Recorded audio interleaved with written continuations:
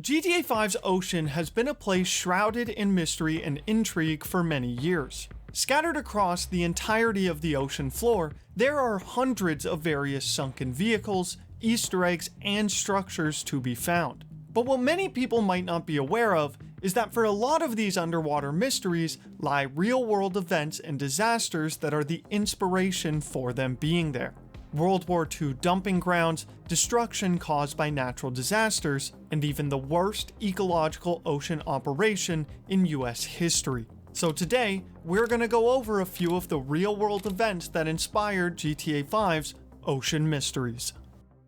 Del Perro Pier, or better known by its real name of Santa Monica Pier, is easily one of the most recognizable locations in the game. Whether you're looking for the closest jet ski or trolling someone in GTA Online, people who have been playing for a long time have most likely visited this spot hundreds of times. While most people are familiar with the pier and its surrounding areas, something that players have probably seen before but never given much thought to is what lies underneath it. Below the water surface at the end of the pier, a large amount of metal or wooden supports can be found lodged in the ocean floor. While they may seem out of place, these supports are not here by accident, as they are actually the lost remnants of a disaster that once hit this famous landmark. In the winter of 1983, the pier was in very rough shape. In January of that year, a freak storm, also known as El Nino, had decimated the lower section of the pier, pulling it and the entire lifeguard building plunging into the water below. After the damage had been assessed to make sure the pier was still stable, reconstruction efforts on the lost section of the pier would begin on March 1st of 1983. But what no one could have guessed is that this reconstruction effort would instead lead to a far greater disaster. The night of March 1st, the same day the reconstruction began, another storm headed straight towards the pier. While on its own it wouldn't have done much damage, due to the wind speed, a large crane that was being used with the reconstruction was pulled into the water, and mixed with the storm waves, this crane was transformed into a battering ram against the pier support. The force of the crane hitting the supports over and over would prove to be too much. Once a few supports had been compromised, the cascading effect caused a 400-foot section of the pier to be destroyed and crash into the water below. The end of the pier was still intact, but a lot of the debris would be pulled out into the ocean and get caught in the supports of the remaining section.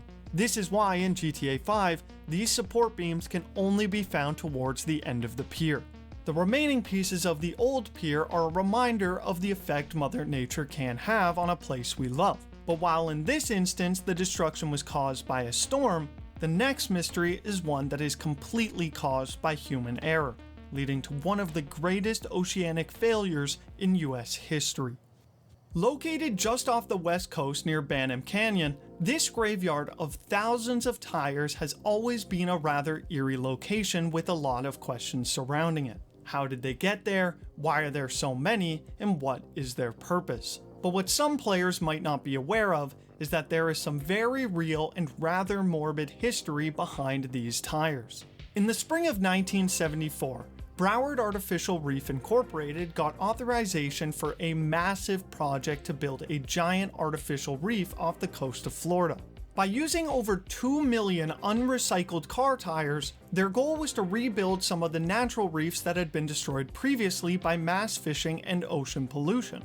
This same sort of project had already been carried out in other nations like Mexico, Malaysia, Indonesia, Australia, and Africa. And so they figured that it could help with the current situation in Florida as well. They threaded together the over 2 million tires and dropped them over an area of about 36 acres and about 65 feet below sea level. However, much like every other location I mentioned around the world, this project would fail miserably and would end up instead doing irreparable damage to the marine life in the area. Because the Broward company had not thought long-term about the corrosion of the threads keeping these tires together, many of them would become loose after just a few years. These tires would get loose from each other and then scrape along the ocean floor and destroying the remaining natural habitats even further. After realizing the damage being caused by this project, cleanup efforts would begin to try and minimize the damage, but by then it was basically too late. Since starting cleanup efforts in 2001, experts have estimated that the removal of the tires will cost somewhere around $70 million to $175 million, with the process also being extremely slow.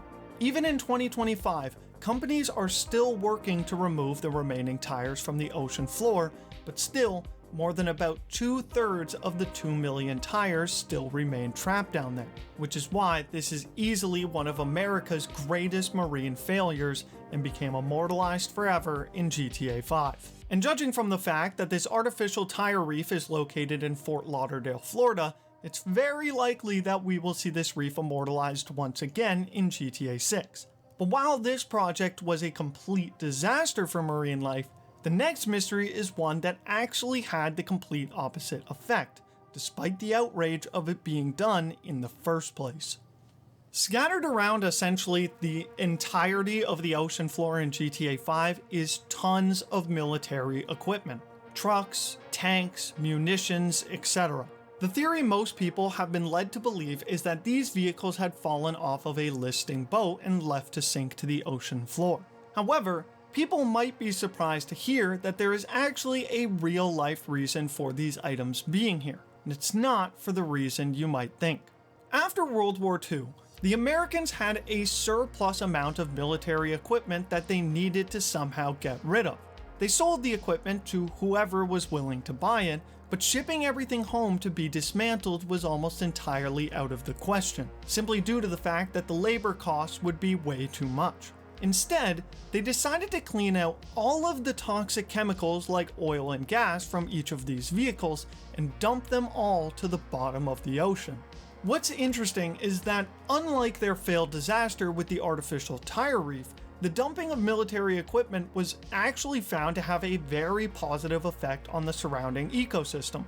Most of this dumping was done in far-off islands where they had set up temporary bases, but there was a fair amount of dumping done by US soil as well. This explanation explains why we can find old World War II tanks on the ocean floor in GTA 5, despite those models not existing anywhere in the actual game. However, the general public wasn't thrilled with everything they decided to dump. You see, the Americans didn't just stop at tanks and trucks, but also entire boats.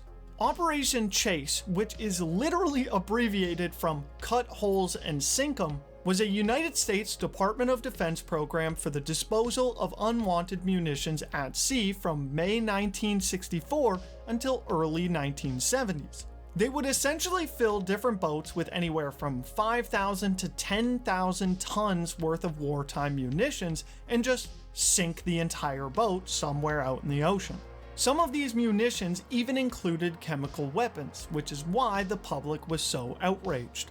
After the 1970s, these operations would come to an end, and dumping anything into the ocean became extremely frowned upon. But the remnants of these past sinkings would still become a staple that we would later explore and form theories around in GTA 5. Located just off the southwest coast of the Pacific Bluffs, there have been a lot of theories about what this structure is supposed to be. While we can only speculate what this base is actually used for, the leading theory is that this is the research facility belonging to TV star turned marine explorationist Frank Mathers.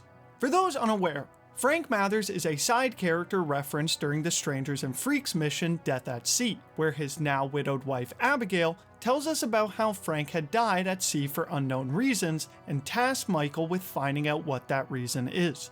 Long story short, Michael discovers that the airlocks on Frank's submersible had been tampered with, which Michael immediately suspects Abigail of doing after she wanted to collect Frank's health insurance money. While there is no direct proof relating this sub to the one that Frank had passed away in, it is a solid theory to explain why it's here in GTA 5. But in reality, the structure is actually a recreation of the Aquarius Reef Base stationed in the Florida Keys. The Aquarius Reef Base is an underwater research facility that was first deployed back in 1987 and is the only underwater research station in the world. This reef base was set to be decommissioned in 2012, a year prior to GTA 5 being released, which may be the reason why it's abandoned in the game. In January 2013, however, a proposal was accepted to keep Aquarius running under the Florida International University Administration. The reef base is still active and running today, and once again, judging from the fact it's stationed in Florida, this may be another underwater structure that will be explorable in GTA 6.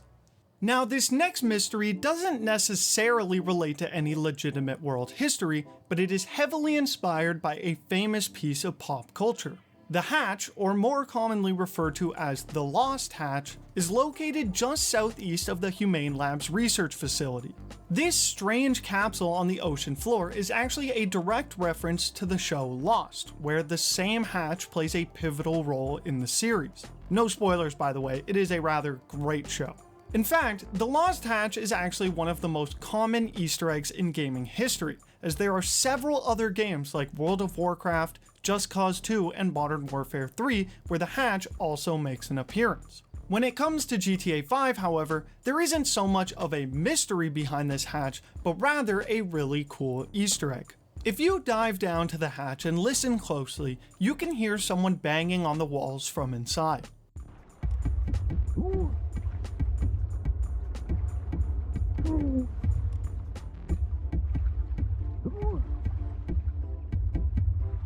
This was discovered by the community to be tap code, and when translated it says, "Hey, you never call, how do you fancy going bowling?" A famous reference to Roman in GTA 4, always asking Nico if he wants to hang out. Nico, it's Roman, let's go bowling. I hope you guys enjoyed this little history lesson. If you enjoy videos like this and want to see more, make sure to leave a like and subscribe. Stay safe out there, and I'll see y'all in the next one. Peace.